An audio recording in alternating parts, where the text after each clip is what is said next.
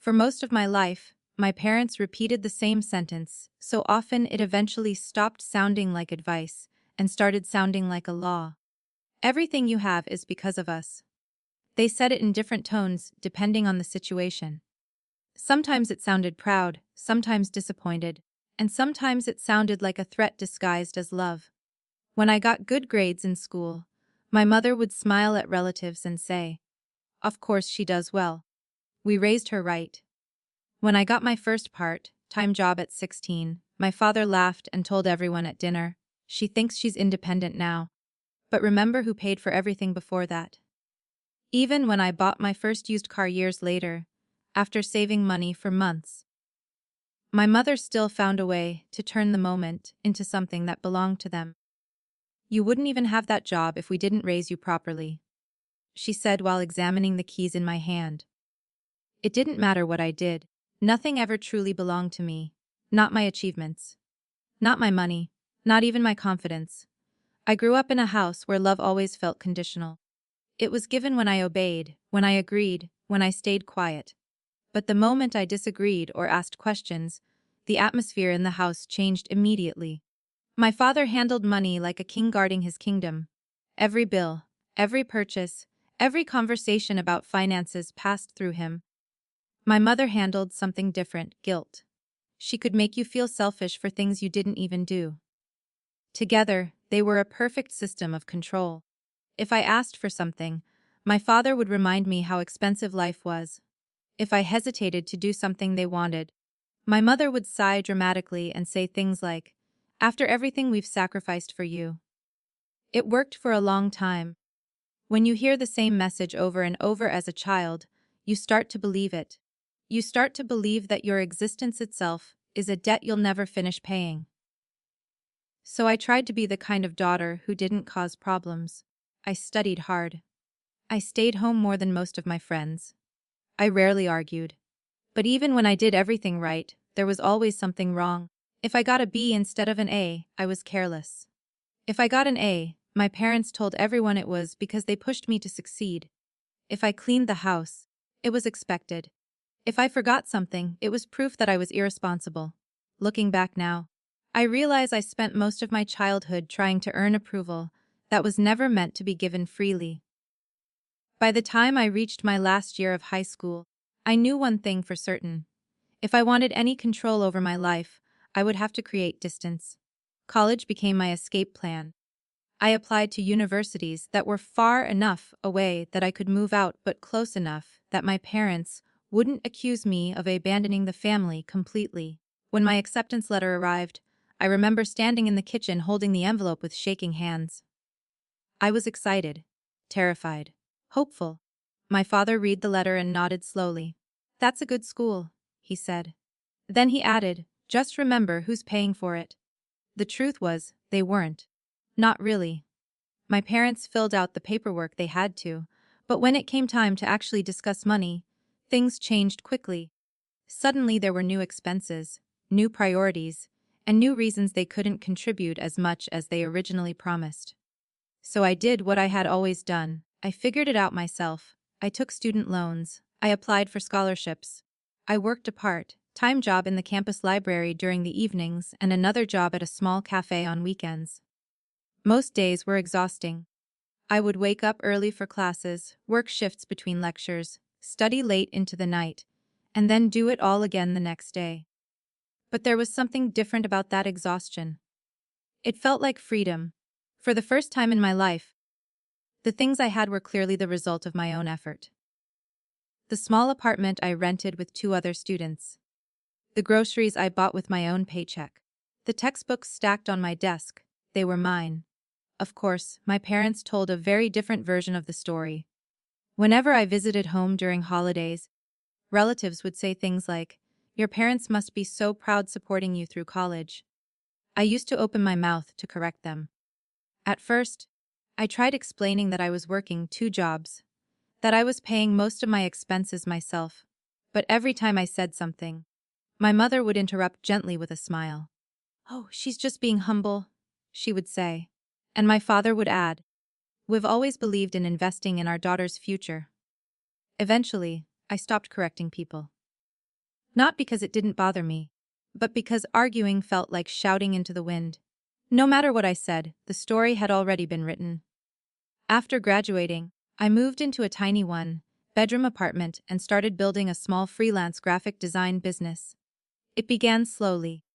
I worked from an old desk squeezed next to the living room window. My laptop overheated constantly, and the internet connection was unreliable. Some weeks I barely made enough money to cover rent. Other weeks were better. But each project felt like proof that I could build something without anyone controlling it. When my business started growing, my parents suddenly became very interested again. My mother began telling relatives how proud she was that I had followed the example we set. My father started introducing me to people as my daughter, the entrepreneur. According to them, they had guided me every step of the way. They hadn't. But by then, I had learned something important. Some people will always rewrite your story to make themselves the heroes. Fighting them every time only drains your energy, so I focused on my work instead. I built my client list slowly. I saved money carefully. I learned how to manage contracts, deadlines, and late payments. Piece by piece, I created a life that finally felt like it belonged to me. My parents still treated my success like something they owned. They still reminded me where I came from. But the older I got, the less power those reminders had. Because deep down, I knew the truth. Everything I had built came from long nights, second jobs, and choices I made when no one else was helping. And for the first time in my life, I was starting to understand something my parents had never wanted me to realize. I didn't owe them my future. Not my work, not my independence, not my life. But I had no idea that soon they would try to prove the exact opposite. And when they did, they wouldn't just try to take credit for my success. They would try to take everything I owned. My grandmother was the only person in the family who never treated me like I owed her something. Her name was Margaret, but everyone in the neighborhood called her Maggie. She lived in a quiet, older house on the edge of town, the kind with a deep front porch and creaky wooden floors that told stories with every step. When I was younger, visiting her house always felt different from being at home. It felt lighter, quieter, safer. While my parents constantly reminded me of responsibilities and expectations, my grandmother asked simpler questions. Are you happy? Are you tired? Are you eating enough? She listened when I spoke. Really listened, like what I said mattered. When I was little, she used to sit with me in the kitchen while baking cinnamon bread, the entire house filling with that warm, sweet smell. My parents rarely stayed long during those visits. They would drop me off, chat for a few minutes, then leave to run errands or meet friends. I never minded. Those afternoons with my grandmother were peaceful in a way my own home never seemed to be. As I grew older, our conversations changed. When I was in high school, she started noticing the tension between my parents and me. One afternoon, while we were sitting on the back porch, watching the sunset fade into a pale orange sky, she spoke quietly. You know something, Elena, she said, stirring her tea slowly. What? I asked. Some families treat love like a loan. I looked at her, confused. What do you mean? She smiled gently, but there was sadness in her eyes. They give you things, and then they spend the rest of your life reminding you about it. I didn't answer. I didn't need to. She already knew. From that moment on, she seemed to understand things about my life that I never had to explain. When I started college and struggled with balancing work and school, she would call just to check on me. When I launched my small design business, she was the first person to ask to see my website. And every time I visited, she would say the same quiet sentence before I left. Don't let them convince you that you're small. At the time, I thought she meant it as encouragement. Years later, I realized it was also a warning. When my grandmother's health started declining, the entire family suddenly became more attentive. My aunts visited more often. My parents called frequently. Everyone suddenly seemed interested in helping.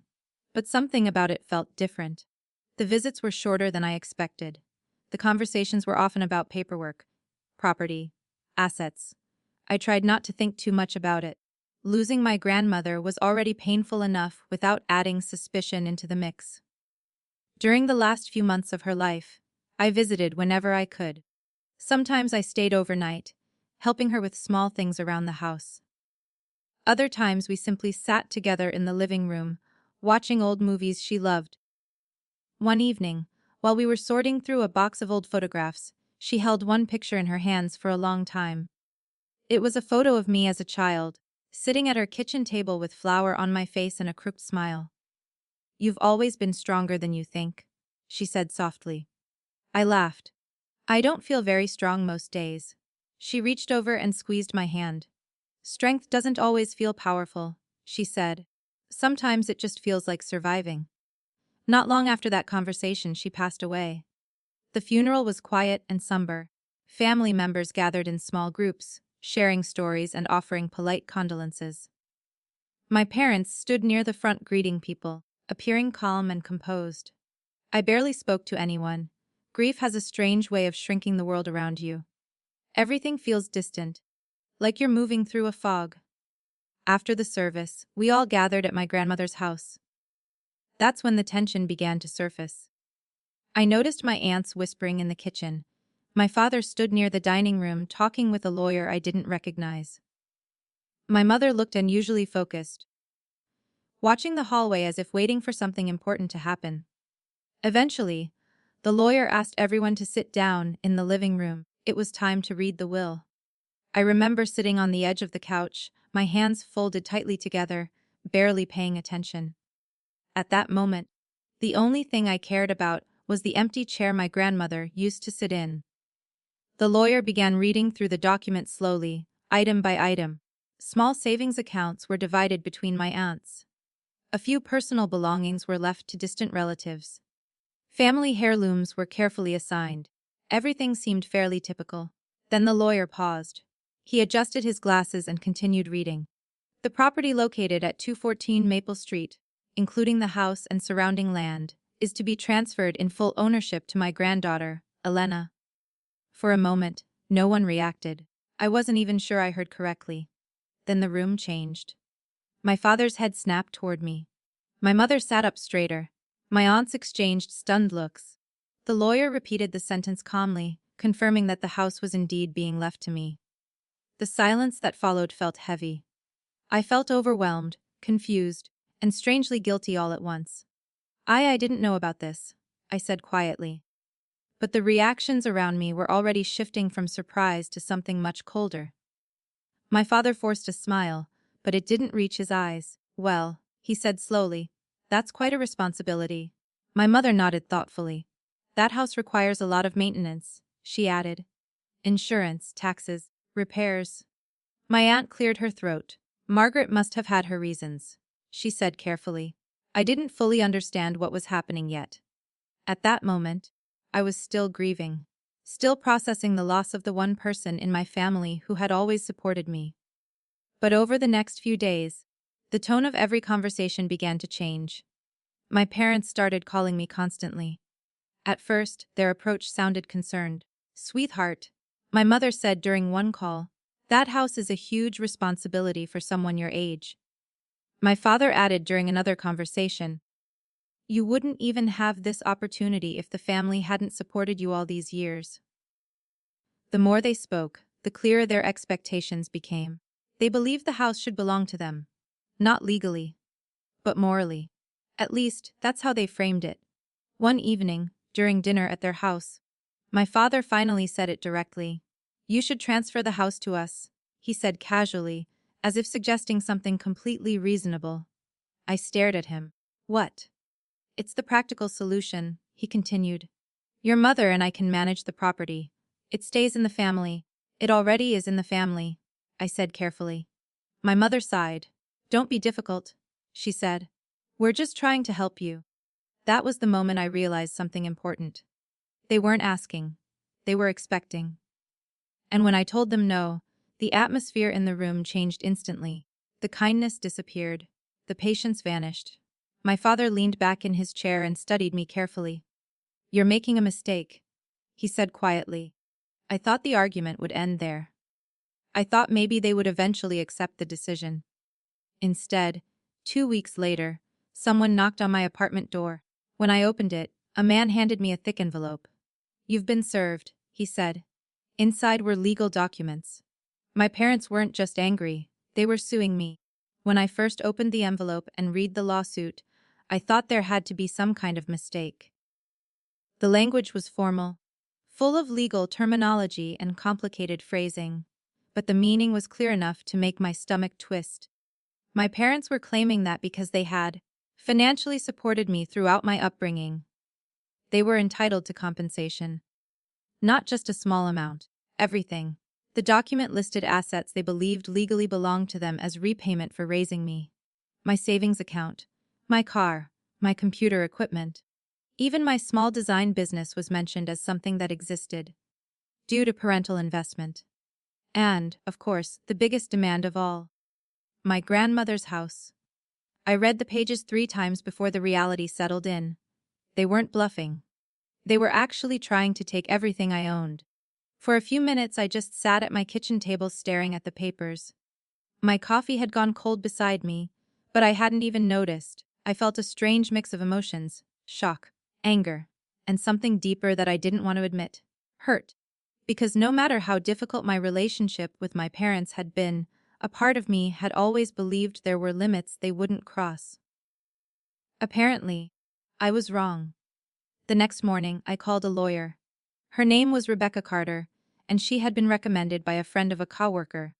Her office was located downtown in an older building with tall windows and dark wooden furniture that made the entire place feel serious and intimidating. When I sat down across from her desk and handed her the lawsuit, she read through it quietly.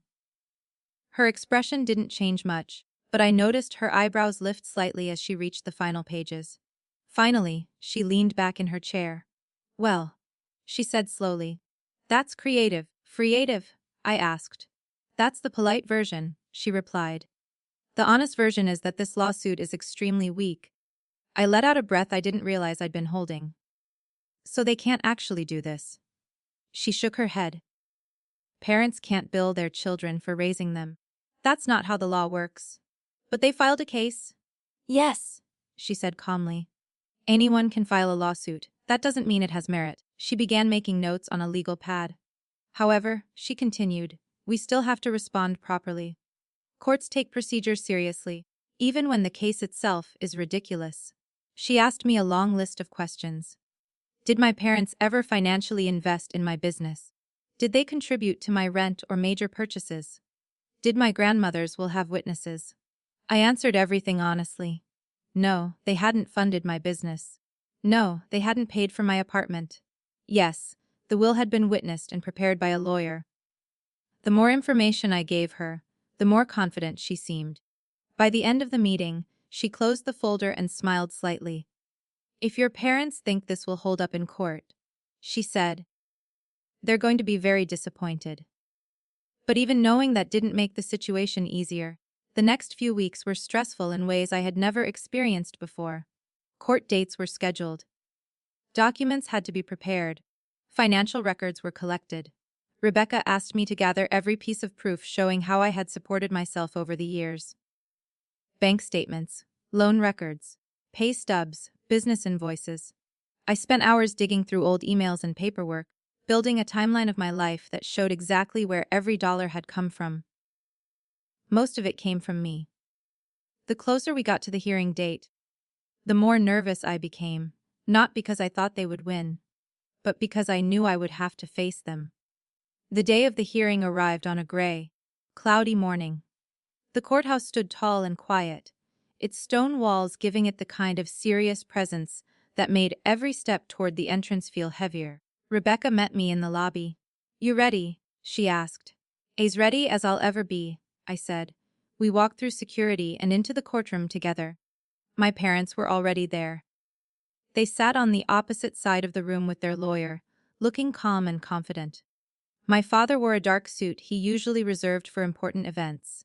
My mother had chosen a neat blouse and carried herself with the same polite smile she used at family gatherings. When she noticed me, she leaned toward my father and whispered something. They both looked at me. My father gave a small shake of his head, like he was disappointed. I looked away. Rebecca guided me to our seats. "Remember," she said quietly, let the facts speak. The courtroom slowly filled with a few observers and legal staff. When the judge finally entered, everyone stood. He was an older man with silver hair and a serious expression that immediately commanded attention. The case was called, and both sides approached their tables. My parents' lawyer spoke first. He stood confidently and began explaining their argument in a calm, practiced voice. According to him, my parents had invested significant time and resources into my development and education. Because of that investment, they believed they had a right to compensation for the financial success I later achieved.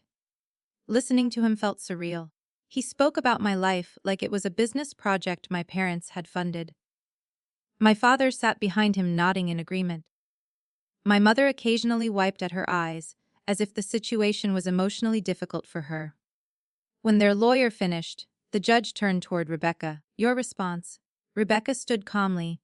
Her voice was steady, clear, and direct. She began by explaining that parental support during childhood does not create a financial contract that must be repaid later in life. Then she started presenting the evidence. One by one, she submitted documents to the court. Student loan statements showing I had funded my own college education. Bank records proving I paid my own rent. Invoices from my design business showing how I had built my income independently. Each document painted the same picture. I had supported myself. My parents had not funded my success. The judge studied each piece of evidence carefully. Then Rebecca introduced something I didn't even know existed. A letter. It had been left with my grandmother's will. The courtroom grew quiet as Rebecca explained that the letter was written by my grandmother herself and included as a statement explaining her decision. She handed the document to the judge. He read it silently for several seconds. Then he read one sentence aloud. I am leaving this house to Alina because she is the only person in this family who never tried to take something from me. The room fell completely silent. I felt a lump rise in my throat. Hearing my grandmother's words again, spoken in that courtroom, felt like she was standing beside me. My parents' lawyer shifted uncomfortably. But what happened next was something no one expected. My father suddenly stood up from his chair. This is ridiculous, he said loudly. His lawyer immediately turned toward him. Sir, please sit down. But my father ignored him. My mother stood up too. She manipulated my mother? She cried, pointing at me. The judge raised his hand. Sit down immediately? They didn't. Instead, my father pointed across the courtroom at me. She owes us everything. And suddenly, the situation spiraled into chaos. The moment my father stood up and shouted across the courtroom, the calm, controlled atmosphere shattered. For a few seconds, nobody moved. Even the judge looked slightly stunned, as if he couldn't quite believe what was happening. My father's voice echoed off the courtroom walls. She owes us everything, he repeated, pointing directly at me like I was standing trial instead of him. His lawyer immediately grabbed his sleeve. Sir, please sit down, he whispered urgently. But my father pulled his arm away. No, he said loudly. This whole thing is ridiculous. My mother stood up beside him, her chair scraping loudly against the floor. The polite, emotional act she had been performing earlier completely disappeared. Instead, her face twisted with anger.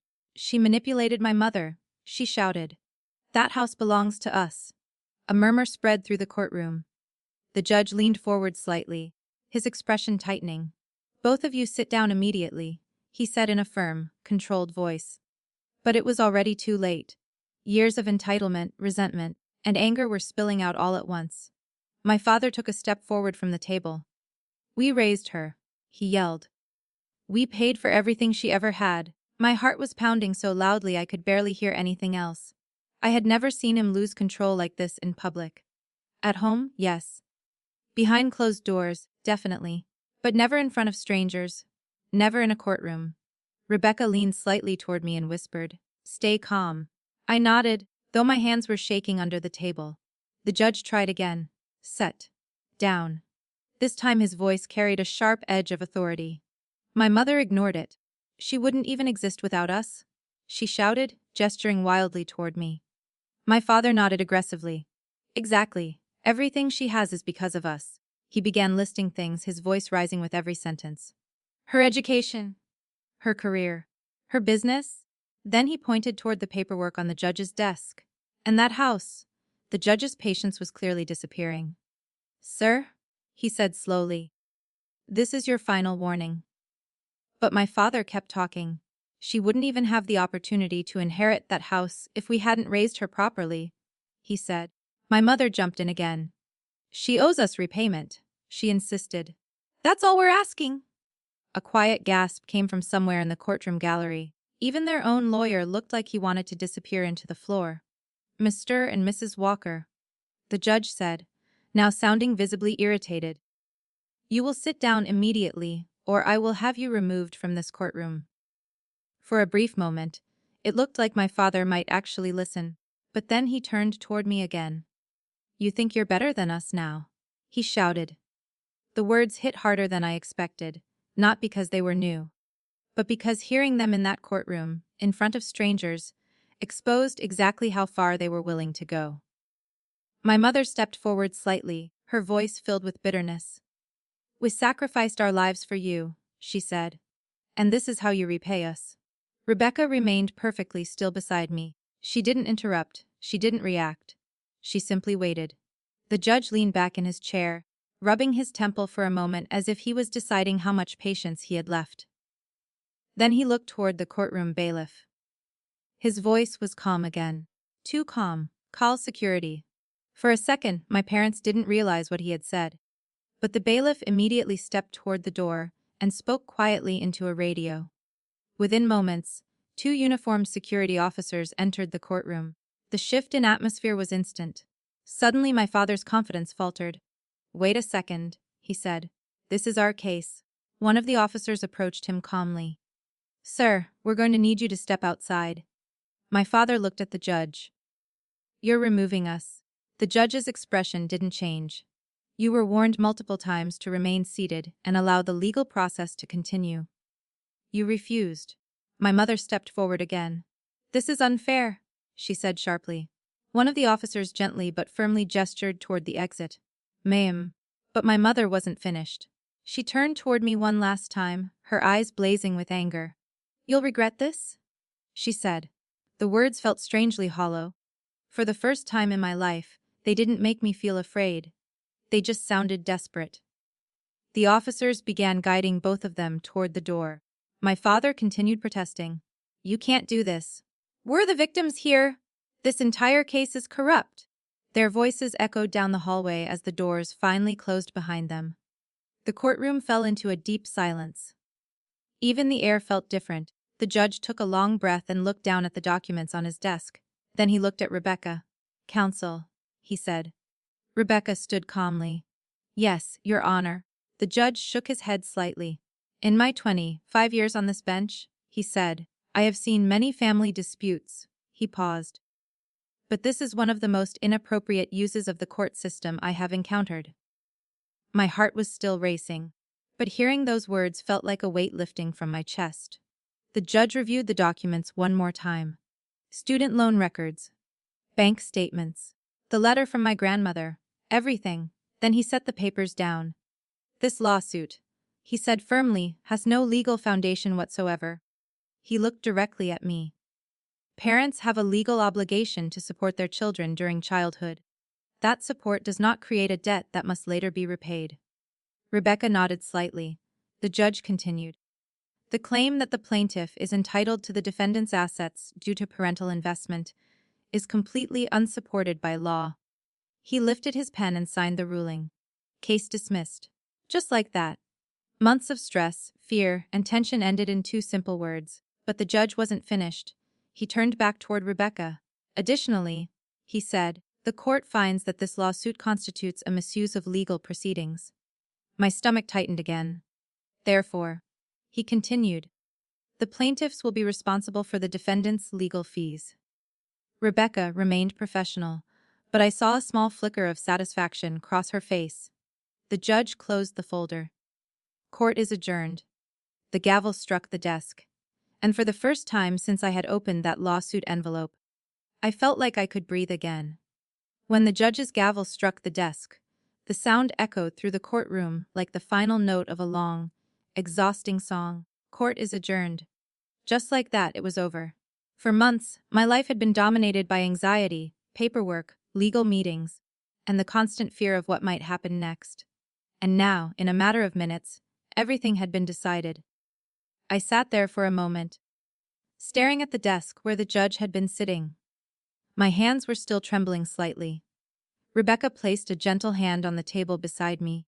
"It's done," she said quietly. I blinked, trying to process it. "Really?" She nodded. "They have no case. The judge dismissed everything." I let out a long breath I didn't realize I'd been holding for weeks. We gathered our papers and walked out of the courtroom together. The hallway outside was quieter now. My parents were nowhere to be seen, though I could still faintly hear raised voices somewhere down the corridor. Rebecca glanced in that direction and shook her head. "They're arguing with security," she said. Part of me wanted to go see it. Another part of me wanted to leave the building as quickly as possible. I chose the second option. Outside, the air felt cooler than it had that morning. The gray clouds had started to clear, letting soft sunlight spread across the courthouse steps. For the first time in months, my shoulders felt lighter. Rebecca stood beside me as we paused near the entrance. "You handled that very well," she said. "I didn't really do anything?" "You stayed calm," she replied. "That's harder than you think." I looked down at the steps for a moment. "They're going to hate me even more now." Rebecca didn't hesitate. "They already made their choice about how to treat you," she said. "You didn't cause this." I knew she was right. Still, it hurt. Because no matter how difficult my parents had been throughout my life, they were still my parents. Somewhere deep inside me, there had always been a small part that hoped things might eventually change. That hope faded a little more as I stood there on those courthouse steps. "Will they have to pay the legal fees?" I asked. Rebecca nodded yes. The judge ordered it. Nearly $28,000. I almost laughed. Not because the number was funny, but because it felt strangely poetic. They had tried to take everything from me. Instead, they ended up owing money themselves. Rebecca shook my hand before leaving. "If anything else comes up, call me," she said. "I will." Then she walked toward the parking lot, leaving me standing there alone. For a few minutes, I simply watched people passing by the courthouse. Lawyers with briefcases. Families waiting nervously near the entrance. Strangers moving through their own complicated lives. The world hadn't stopped for my battle. It just kept moving. Eventually, I drove to my grandmother's house. I hadn't visited much during the legal fight. Part of me didn't want to step inside until everything was settled. I wanted to know that it truly belonged to me before I allowed myself to feel at home there. Now, as I pulled into the driveway, the house looked exactly the same as it always had. Quiet. Steady. The old maple tree in the front yard swayed gently in the breeze. I sat in the car for a moment, staring at the porch where my grandmother and I had spent so many afternoons talking. Then I finally got out. The key turned smoothly in the lock. When I stepped inside, the familiar scent of old wood and faint cinnamon still lingered in the air. For a second, it almost felt like my grandmother might walk into the kitchen any moment, asking if I wanted tea. But the house was silent. I walked slowly through each room, touching the walls, the furniture, the old photographs still sitting on the shelves. Everything felt both comforting and sad at the same time. Eventually, I stepped onto the back porch. The sun was beginning to set, casting long golden light across the yard. This had been my grandmother's favorite place in the house. It didn't take long for me to decide what to do next. Over the next few months, I started renovating. Nothing dramatic at first. Fresh paint. New flooring in a few rooms. Updated lighting. I kept most of the original structure the same, because it felt wrong to erase the character of the house. But slowly, piece by piece, it began to feel like both her home and mine. I turned the spare bedroom into my office. My design business continued growing, and having a quiet space to work made a huge difference. Clients increased. Projects became bigger. The long hours I had spent building the business finally began to pay off. Sometimes, when I worked late at night, I would pause and listen to the quiet around me. No arguments, no accusations, no constant reminders that I owed someone something. Just peace. My parents never contacted me again after the court case. At first, I expected angry phone calls or messages from relatives. A few people did reach out. Some tried to convince me to reconcile. They're still your parents. One aunt said during a phone call. You should forgive them. But forgiveness doesn't mean pretending something never happened. And it certainly doesn't mean allowing people back into your life after they've tried to destroy it. So I kept my distance. It wasn't an easy decision, but it was the healthiest one. One evening, several months later, I sat on the back porch watching the sunset sink behind the trees. The sky slowly turned shades of orange and purple, just like it used to when my grandmother and I sat there together. I found myself remembering something she once told me. People who underestimate you reveal their own weakness. At the time, I hadn't fully understood what she meant. Now I did. My parents had spent my entire life trying to convince me that I was small, that I needed them, that everything I achieved belonged to them. But the moment they dragged me into that courtroom, something changed. Because standing there, facing them, defending the life I had built, I realized something important. I wasn't afraid of them anymore. And once you stop being afraid of people who try to control you, something powerful happens. They lose their power. Completely.